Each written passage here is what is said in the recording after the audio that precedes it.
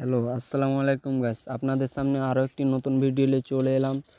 আপনাদের আমি আজকে দেখাবো স্মার্ট টাচ ফোনকে আপনারা কিভাবে কম্পিউটারে পরিণত করবেন। আপনারা যারা এই 20-25 হাজার টাকা পিসি কিনছেন ওদের জন্য এই ভিডিওটা। 20-25 হাজার পিসি না কিনে আপনাদের এই স্মার্টফোনটাকে কম্পিউটারে পরিণত করবেন।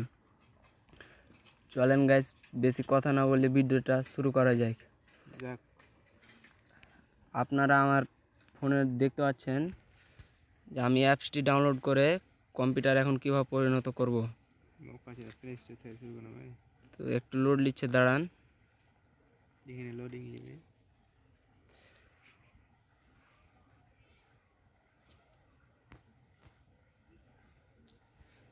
আমার একটু লোড নিচ্ছে, দাঁড়ান, নেট সমস্যা তো। তবে এটা নেটের কোনো প্রয়োজন নেই।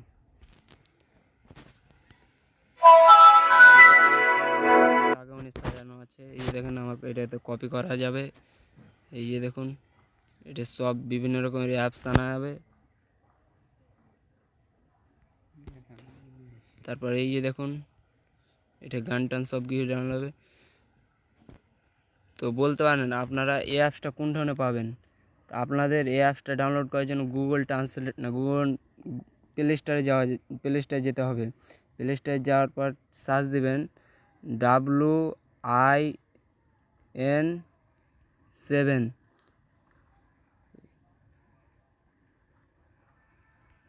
তো আমার একটু নেট সমস্যার জন্য আমি দুঃখিত। এই যে চলে এসছে, দেখেন এই যে অ্যাপসটা, এই অ্যাপসটা ডাউনলোড করার পর আপনারা ওপেন করবেন। আমার ডাউনলোড করা হয়ে যেন এই যে দেখেন, দেখতে পাচ্ছেন আপনারা। তো এই এই এই ইটি এভাবে করে করবেন। পরের ভিডিওতে আমি দেখাবো কিভাবে কম্পিউটারে পরিণত করবেন।